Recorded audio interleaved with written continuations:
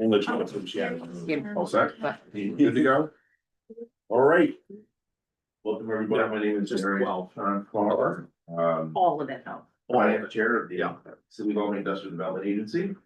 We have a quorum here today. We have all members of the board except for Chris Betts and Joe Better. Our first order called meeting to order 12:17, I guess. The first order of business, as always, is to ask for a motion to waive the reading of the minutes and accept them as presented. So move. Second? Second. All right, any changes, additions, deletions? All right, all's in favor? Aye. All right. Well, the light agenda today, I'll turn it over for the report Chief Financial Officer. Thank you, Chair. I'd ask the members to direct their attention to the materials beginning on page 5. Included for your review, annual overview narrative, a budget variance schedule, schedules of cash position, and including detail for year ending 12/31/25. Please stop me. I have a summary comment, and then again, the extended comments in the packet, but please stop me anytime you have questions. The IDA ended fiscal year 25 in a strong financial position with cash increasing approximately 530,000 to almost 4.4 million, driven by higher than budgeted fee revenue and disciplined expense control. Despite some mid-year volatility in cash flows due to timing of project closings, again, still a good year for the IDA. Revenue significantly outperformed conservative budget assumptions, particularly in the July to October period, while interest income and recurring revenues remained stable. Operating costs tracked closely to the budget with no material overruns, allowing nearly all revenue upside to flow directly into reserves. As a result, the IDA enters 26 with strong liquidity, enhanced financial flexibility, and increased capacity to support new projects, grants, and development initiatives while maintaining prudent cash reserves. Comments or questions? Nope. Thank you. So with that, we the unfinished business, of course, which we have none. So with the new business and annual investment report. We got some interest this year. We did get some interest this year. I'll take that one as well. Again, included for your review and approval are the investment reports beginning on page 10. Again, the summary of the IDA's account holdings, which are fully compliant with general municipal law. One comment I will make is that a renegotiation of the bank account interest rate structure mid-year resulted in the substantial outperformance to interest income, especially relative to prior years. We expect that to continue for 2026. No additional comments or questions on this day. Next is the annual property acquisition disposition report. This is a lengthy report. That I think I can handle this one. There was none. No real property owned. So with that, we want to corporation updates. Chris, do we need a motion for those? No. No, okay, double checking. So I will start with one. So we normally for the New York State Economic Development Conference that's coming up February 10th and 11th. So please put that on your calendars and let Maria know if any members would like to attend. We can update as the agenda hashes out. But the one thing I wanted to mention today was we traditionally do a sponsorship through CADA for that. So we'd look at, once again, the bronze level sponsorship at the $1,500 level. That would be management decision, but just sort of informing the board that that's what we would be looking at again this year. And then sort of in terms of random other updates, or not so random, as you all know, the state of the state was yesterday. There was a note in the state of the state book related to related to industrial development agencies. It is mainly about the state's local tracking system and overhauling the current system and replacing it with a well-developed, better equipped analysis tool for transparency, integrity, and efficiency. So it doesn't name Paris, but we presume that's what that's referring to at this point in time. And it mentions that the ABO, the Authority's Budget Office Revenue Integrity Group, would help to recoup an estimated 11 million in excess sales tax exemptions not currently being policed. So they had referenced that early in the blurb that there is inefficiencies into tracking those and the state's leaving money on the table by doing so. Sounds unusual for our perspective here, I think. Yeah, I mean, we do a good job of.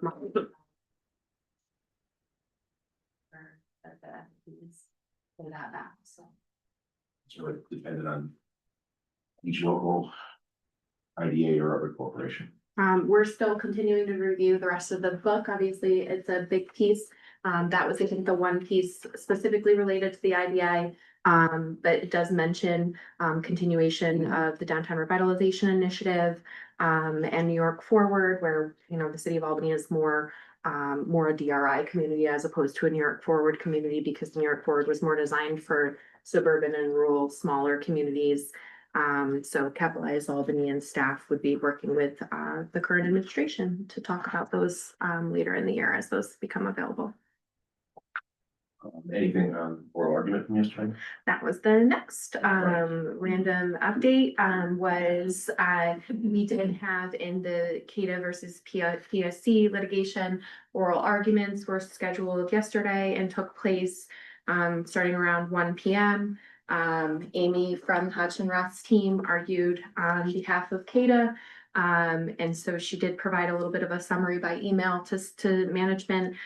They will also attend next week's board meeting, probably by phone or Zoom, to be able to report back a synopsis there and offer any opportunity for commentary on, you know, how the process sort of moves forward with this and the side info into, you know, she was able to elaborate that there was some good questions on both sides of the house from the judges. So.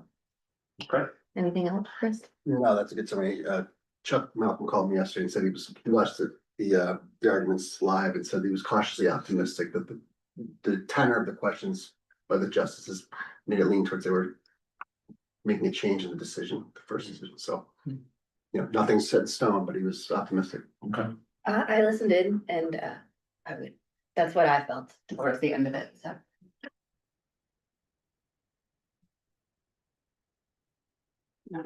So yes, I think we did provide the link to the live stream. If you missed the live stream, it will be archived and you can access it from the court's website shortly. I don't think it was up as of this morning as the No, it usually takes archive, a few but days.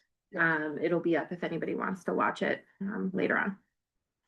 Great. I think those cover my I think so. across the board updates. And then we have one more. Project specific, as some of you know who were in attendance, there was the first construction monitor site visit at 1211 Western Avenue yesterday. We expect that report to be compiled in the coming days and weeks and have that disseminated out to this body as soon as it is available. We would, however, like to discuss some specific language contained in the MOU and how that relates to the next milestone. And for that, we'd like to seek the advice of counsel, and we'd like to request to go into an executive session. All right. The motion to order an executive session. So moved. Second. Second. All in favor? Aye.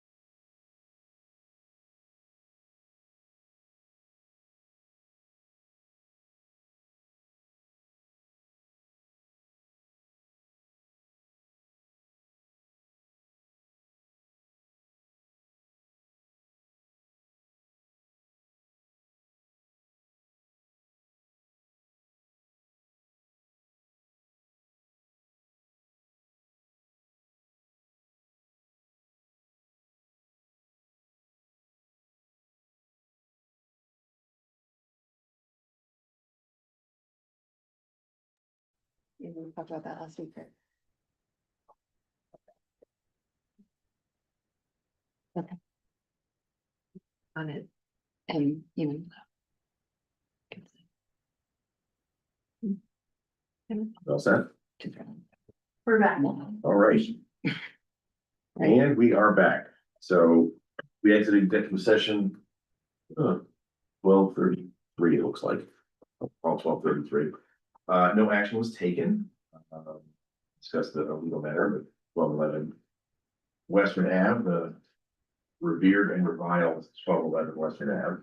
I do want to point out that, as was mentioned, before we went into executive session, that a site visit was done with Loki Grill, who is our consultant, that we have required the owners to obtain on the IDA's behalf to monitor construction. We had that site visit yesterday. My own personal observation was that it was actually better than I expected in there, but it was worse than I'd hoped.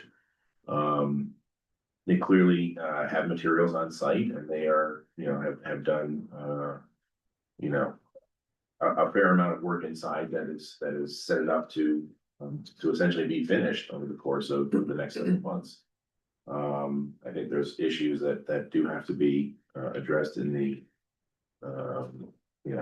as soon as possible category, mostly retaining to the outside skin of the building. Windows in particular, the outside shell that needs replacing, and some mold remediation inside. But that being said, I think the overall status gave me a little more hope than I had yesterday morning.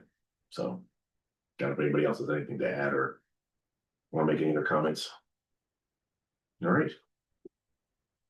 Well, I'll stop talking on that one. See if we have a compliance update. Yes, we do. Compliance reporting letters went out early last week, so we're collecting annual reporting from our IDA and CRC projects. We're already getting good responses, so we'll continue to monitor that over the coming weeks in preparation for Paris reporting. And we will have an in-depth review in February. We'll aim for the finance committee. It may be the board, but we want to make sure that we have enough content to make it worth the update. So if we think an extra week of follow-ups may help, we may kick it to the board, but we'll certainly let the finance committee know when that's going to occur. I do want to mention, I'm not here during vacation week, which I think is when we have a meeting scheduled, or we had in the past, so. Okay. Noted. And And we'll we'll, feel the meeting needs me. and we also typically will do an in-depth review at the audit committee meeting in March as well. That's usually the last time we hit on it, but we will go through it in detail again. So you'll hopefully be able to catch one of those. Right. All right, anything else? Compliance update, anything else in general? Then I would ask for a motion to adjourn. I'm one second. Second. Was in favor? Aye.